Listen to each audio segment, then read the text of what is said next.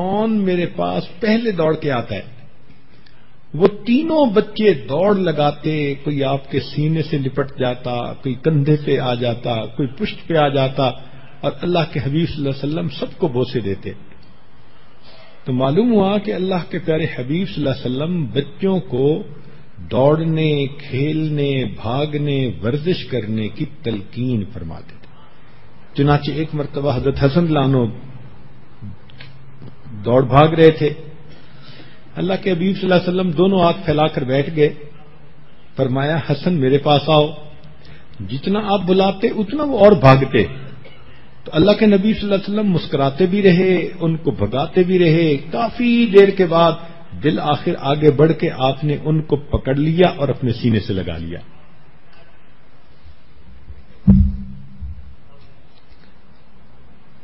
تو معلوم ہوا کہ بچوں کا آپس میں کھیلنا یہ بھی حدیث سے ثابت، بچوں کا بڑوں کے ساتھ مل کر کھیلنا یہ بھی حدیث پاک سے ثابت۔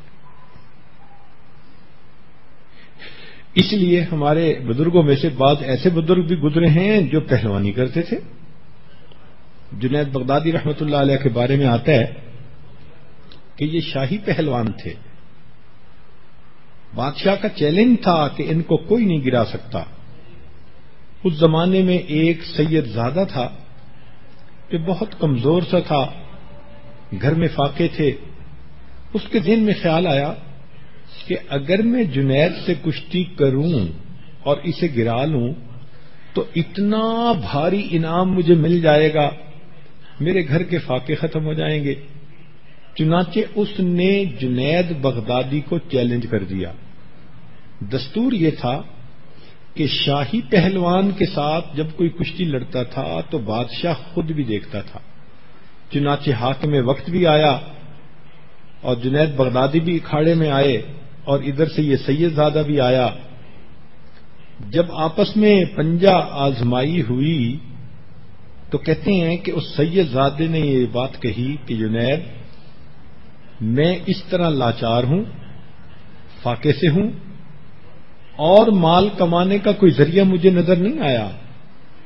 میرے ذہن میں یہ آیا کہ میں تم سے ریکویسٹ کروں گا کہ تم خود ہی گر جاؤ، گو کہ تمہیں دنیا کی عزت تو اٹھانی پڑے گی لیکن میرے گھر کی عورتوں کا فاقہ ختم ہو جائے گا۔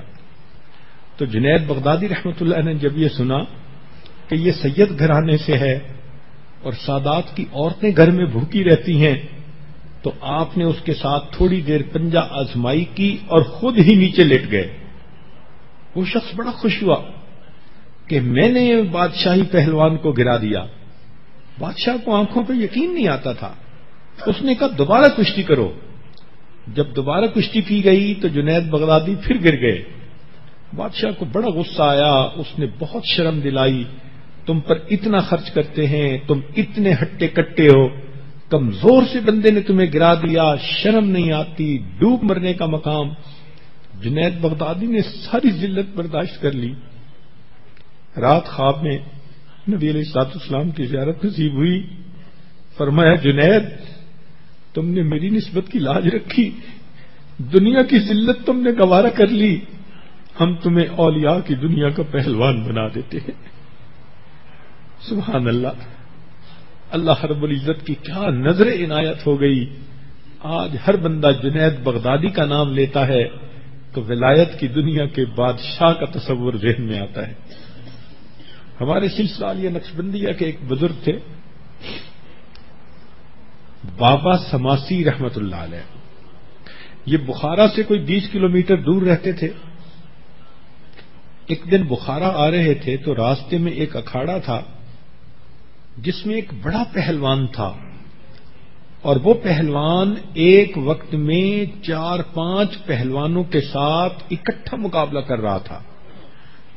یہ اکیلا ایک طرف اور وہ 4-5 ایک طرف، اور یہ اتنا قوی تھا کہ وہ 4-5 اس کو گرا نہیں پاتے تھے۔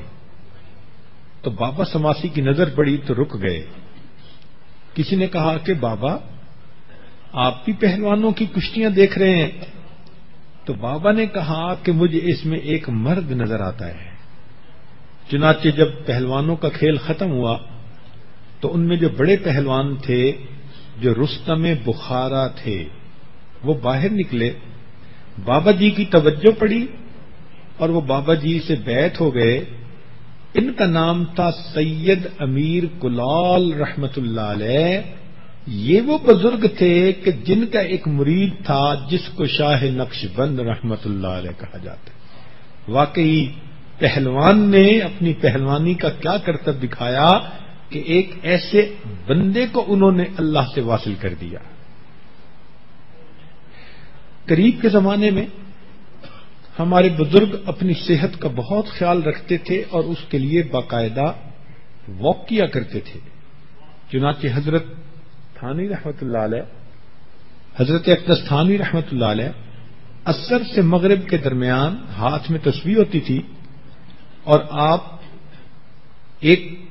یعنی کسی جگہ پیدل چلا کرتے تھے۔ ہمارے حضرت مرشد عالم رحمت اللہ علیہ کی عادت مبارکہ تھی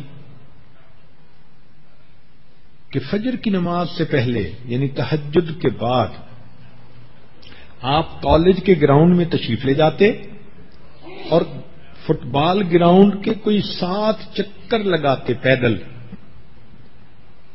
فرماتے اس کے بعد میں مسجد میں آتا، فجر کی نماز پڑھاتا اور فجر کے بعد پھر میں بیٹھ کر درس قرآن دیا کرتا تھا۔ چنانچہ جن دنوں ہم لوگ حضرت کی خدمت میں حاضر ہوتے تو حضرت کئی مرتبہ اشراق کے بعد گراؤنڈ میں لے جاتے، اور جس دن گراؤنڈ میں جاتے ہماری حالت پتلی ہوتی تھی۔ حضرت تو اتنا تیز واک کر رہے ہوتے تھے اور ہم پیچھے بیچارے بھاگ رہے ہوتے تھے۔ اللہ اکبر کبیرہ، اور 7 چکر لگانے کے بعد ہمارا دل کرتا تھا کہ ادھر ہی بیٹھ جائیں۔ تو حضرت ہمیں دیکھ کر مسکراتے تھے کہ دیکھو یہ کتنے کمزور قسم کے لوگ ہیں۔ تو ہمارے بزرگوں نے اپنی جسمانی صحت کا بھی بہت خیال رکھا۔ چنانچہ حضرت مرشد عالم رحمت اللہ علیہ کا ایک مرتبہ ایک پادری سے مکالمہ ہوا اس طرح کہ چکوال شہر کے قریب ایک گاؤں تھا جس میں ایک پادری ہیڈ ماسٹر رہتا تھا اور وہ عوام الناس کو عیسائیت کی تعلیم دیتا تھا۔ حضرت رحمت اللہ علیہ کو پتہ چلا تو حضرت مرشد عالم رحمت اللہ علیہ اس سے ملاقات کے لیے تشریف لے گئے کہ میں اس کو جا کر کہوں کہ تمہیں کوئی بات کرنی ہے تو علماء سے کرو، عوام کو کیوں تم پریشان کرتے ہو۔ جب حضرت رحمت اللہ علیہ وہاں تشریف لے گئے تو اس پادری نے مصافحے کے لیے ہاتھ بڑھایا۔ پادری کی صحت بہت اچھی